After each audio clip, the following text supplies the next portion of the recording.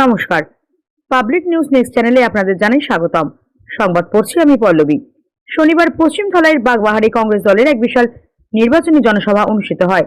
সভায় শাসক দল বিজেপি দলের তীব্র সমালোচনা করে বক্তব্য রাখেন শিলচর জেলা কংগ্রেসের প্রাক্তন সভাপতি তমাল বণিক, জেলা কংগ্রেসের সহ সভাপতি কৃষ্ণপদ দত্ত, ধলাই বিধানসভা সমষ্টির কংগ্রেস মনোনীত প্রার্থী ধ্রুবজ্যোতিপুর কায়স্থ, বিশিষ্ট সিপিআইএম নেতা রণজয় দাস, অনুপ রায়, মোহনমালা, শেখর ধর প্রমুখ। এদিনের সভায় বেশ কিছু বিজেপি কর্মী সমর্থক আনুষ্ঠানিকভাবে কংগ্রেস দলে যোগদান করেন। এদিন বিজেপি সমর্থকদের দলীয় টুপি মাফলার পরিয়ে দলে স্থান দেন কংগ্রেস নেতৃবৃন্দ। বিস্তারিত দেখতে থাকুন পাবলিক নিউজ নেক্সট চ্যানেলের ক্যামেরায়। সেজন্য আপনারা সেই গুরুত্বপূর্ণ নির্বাচনে আপনারা আগামী দিনে যাতে আমার এখানে ক্যান্ডিডেট ধ্রুবজ্যোতিপুর কায়স্থ তারা আপনারা রিটার্ন করাতে পারেন, তার জন্য মনোযোগ সহকারে আপনারা কাজকর্ম করবেন। আজকে আসামের পরিস্থিতি, আজকে আসামে আমরা 6টা দলে যোগ দিয়েছি এবং গত নির্বাচনে একটা দল না হওয়ার ফলে আমরা 33 পয়েন্ট ভোট কম পাইয়া আমরা মন্ত্রিসভা আসামে করতে পারি, সামান্য অল্প ভোটে, এবং একমাত্র রাজ্যের দল আসেন না। সেই জন্য এবার সেই রাজ্যের দল সহজে অন্তর্ভুক্ত হয়েছে, আসামে আইসে। সেই জন্য ঐক্যবদ্ধ নির্বাচন আসামে যেটা চলে, সেই জন্য আজকে আমরা দলাই চক্রে আমরা কংগ্রেস এবং সিপিএম আমরা যৌথভাবে কাজ করিয়া, এবং আমার সিপিএমের কর্মীরা ওই অঞ্চলে কাজ করে। দলাইতেও আজকে আমি খবর নিছি যে ধ্রুবজ্যোতিপুর কায়স্থের পক্ষে বাগাবাজারে আমার সিপিএম কর্মীরা একটা মিটিং আসতে হবে।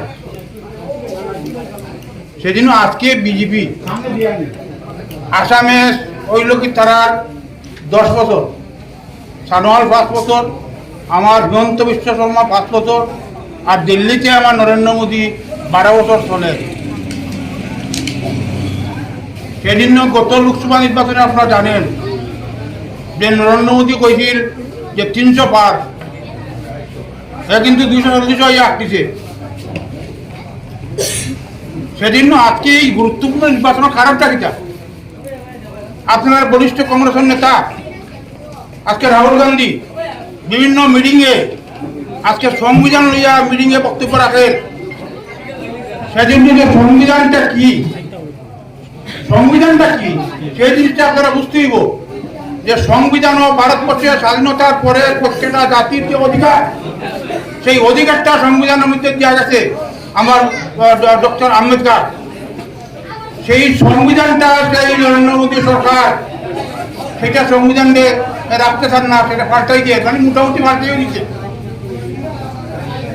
সেজন্য প্রথম প্রশ্ন হইল আমার সংবিধান রক্ষা করা, আমার গণতন্ত্র রক্ষা করা, প্রত্যেকটা মানুষের গণতান্ত্রিক অধিকার রক্ষা করা।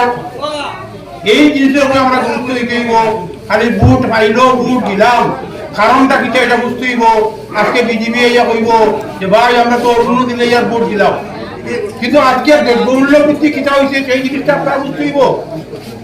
তারা জিজ্ঞাসা যে আসামে বা সর্বর্ত ক্ষেত্রে আজকে তেলের দর কত, ডাইলের দর কত, লবণের দর কত, ওষুধের দর কত বৃদ্ধি হয়েছে, সেইটার প্রশ্নের জবাব আপনারা দেন।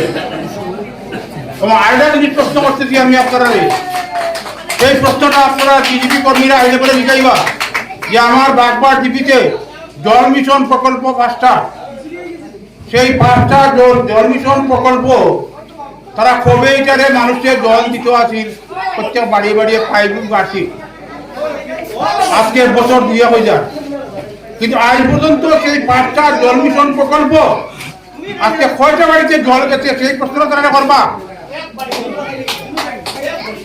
যদি মিথ্যা হয় তারা চ্যালেঞ্জ আমি কইমু,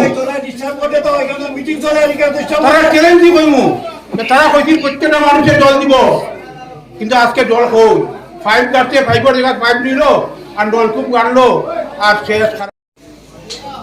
সেজন্য এই জিনিসটা বুঝতে হইব আগামী দিনে। আজকে ধ্রুবজ্যোতিপুরকে তো যাইছে, আমরা তার সমর্থনে সিপিআইএম আমরা কাজ করি, আমরা কর্মীরা ফিল্ডে নামছে কাজ করে। আমার 84 বছর বয়স, আজকে এই মিটিংয়ে কিন্তু আমি আইছি, কে লাগে আইছি আমি পার্টির আদর্শের সাথে আইছি। আমি কৃষ্ণবদ্রে আমার ধ্রুবজ্যোতি আমি কথা দিচ্ছি যে আমার যে ভোট আছে সেই বুটটা তুমি ফাইবা নিশ্চিন্তে থাকো, পয়সা করি লাগবে না, বিনা পয়সায় আমার করবে না, কাটবো বুট দেওয়াইব এবং দেওয়াইব কিছু কাণ্ড। সেই জন্য আপনার অধিকার রক্ষার লড়াইটা, সেই অধিকার রক্ষার লড়াইয়ে আপনারা আজকে ফিল্ডটা কাটুন, কাজ করুন। আজকে এসির অধিকার, দলিতের অধিকার, খ্রিস্টানের অধিকার। সেই জন্য আমি আর বিশেষ বক্তব্য রাখছেন না। সেই জন্য আমি আমার CPIM এর পক্ষ থাকিয়া জাতীয় কংগ্রেস প্রার্থী আমার যুবজ্যোতি পুরস্কারে জয়লাভ করার জন্য আমি সবার কাছে সেই আবেদনটা করিয়া আমার জব কার্ড নাই, মানুষের ঘরে দাগ দিছে, মানুষের জমিনের উপরে দাগ দিছে ফরেস্টে, এরার ভবিষ্যৎ কি হইব? আছে আছে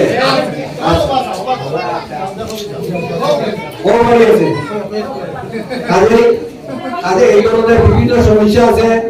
আমার এই ভাই অনুরোধ করছে, আমি তার অনুরোধের সম্মান জানাইয়া আমি আপনাদের সবার কাছে অনুরোধ করবো যে আগামী 9 তারিখ আপনারা দয়া করিয়া যত সম্ভব মহিলা যারা ভয় পান, আপনারা ভয় পাবেন না, আপনাদের টাকা কেউ রাখতে পারবে না, এটা সরকারি টাকা। আজকে যে চাল পান আপনারা, এই চাল তরুণ গগৈর সময়ে সেই কার্ড দেওয়া হয়েছিল, সেই কার্ড যারা টাকা পাচ্ছেন, মহিলারা যারা টাকা পাচ্ছেন তাদের কাছে অনুরোধ, আপনারা বেরিয়ে আসুন, পরিবর্তন করুন। আপনাদের কোনো টাকা কাটা যাবে না, বরং যারা পায়নি, যাদের কোনো দেওয়া হয়নি, সবাইকে দেওয়া হবে। বিজেপির সভায় তাদেরকে একটা চাপ সৃষ্টি করা হয় যে বিভিন্ন প্রকল্প যেগুলো ব্যক্তিগতভাবে তাদেরকে দেওয়া হয় এবং বারবার বলা হয় স্পেশালি মহিলাদের জন্য যে আপনারা যদি সেই সভায় উপস্থিত না হন তাহলে হয়তো সেই প্রকল্পটা কেটে দেবে।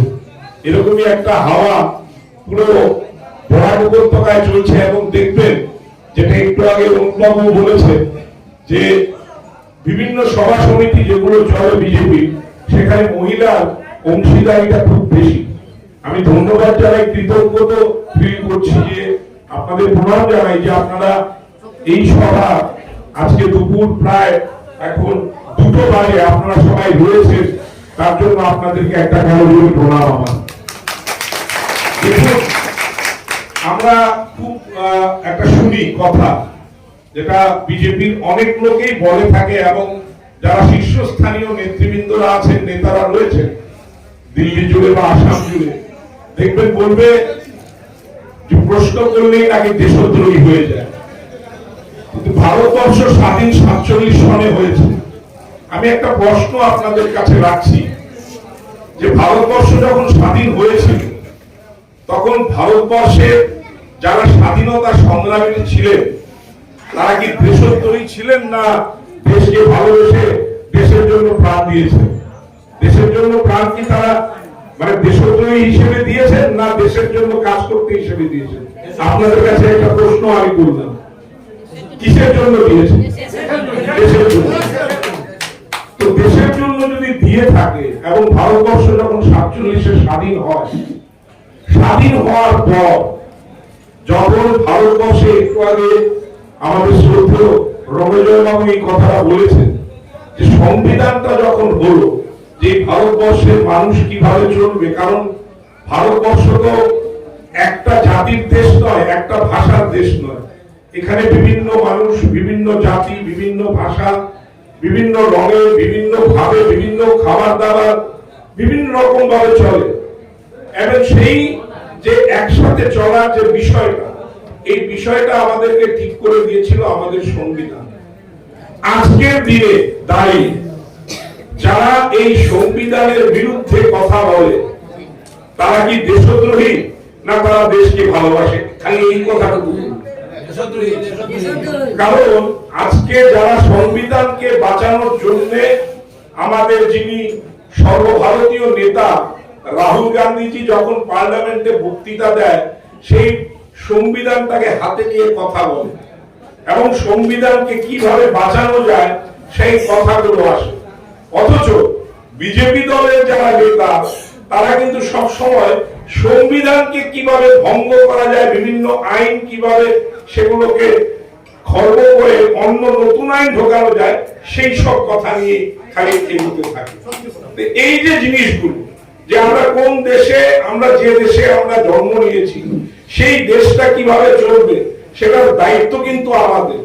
প্রত্যেকটা মানুষ যে যেখানে জন্ম নিয়েছে, যে যেখানে বসবাস করছে, এবং ধরে এরিয়ার পরিস্থিতি বা অন্যরকম, আজকে প্রত্যেকটা জায়গা থেকে যেভাবে লোক আমাকে ডাকছে, আমি সময় দিয়ে যেতে পারছি না, মানে এরকম অবস্থা। বিশেষ করে আমার হিন্দু এরিয়াতে মানুষ খুব বেশি বার মনে একটা দুঃখ আছে যে ওরা একবার চেঞ্জ করবে, কারণ বিগত দিনে ওদের প্রলোভন বা এসব জিনিস শুনতে শুনতে মানুষ বিরক্ত হয়ে গেছে।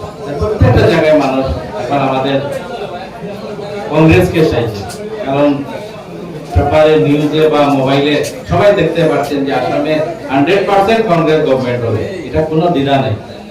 আমাদের নেতা বড় কুকুর মহাশয় চিফ মিনিস্টার বলছে, দেখেন প্রত্যেক গভর্নমেন্ট আসলে ওদের একটা নিজস্ব আপনার একটা প্রতিশ্রুতি থাকে, কিন্তু আমাদের নেতা আমাদেরকে 5টা গ্যারান্টি দিয়ে সেটা প্রতিশ্রুতি না, বলেছে যে আমি যদি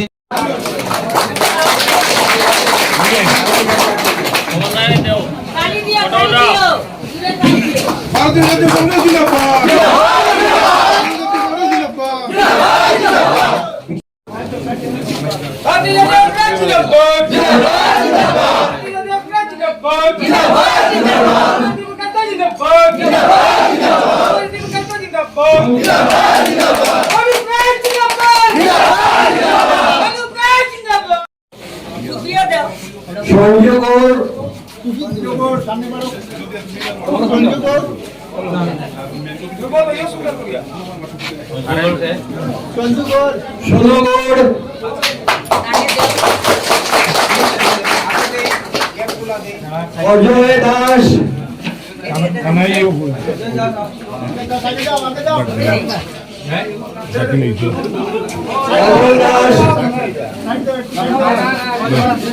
অমল দাস, অজয় দাস, তপন রায়, তপন রায়,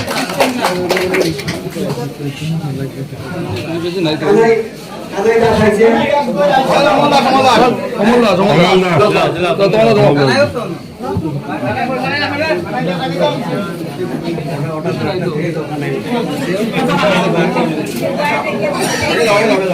এখানে উপস্থিত আর কেউ যদি বাকি থাকে কানাই দাস,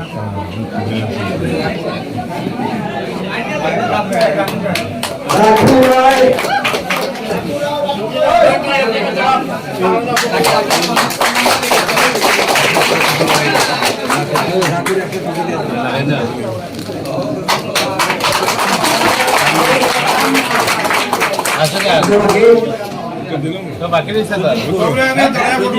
সুজিত দাস, সুজিত ঘোষ,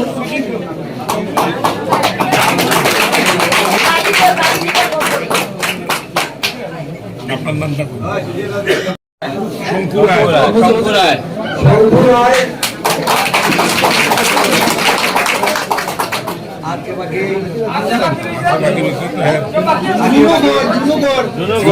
জুনুগড়,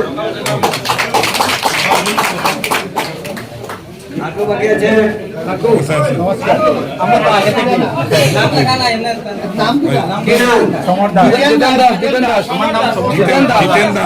জিতেন দাস, সমর দাস,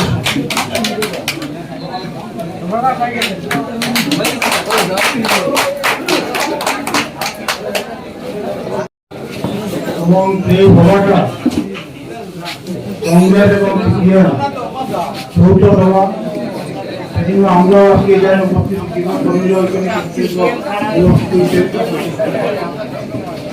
সেজন্য আজকে যে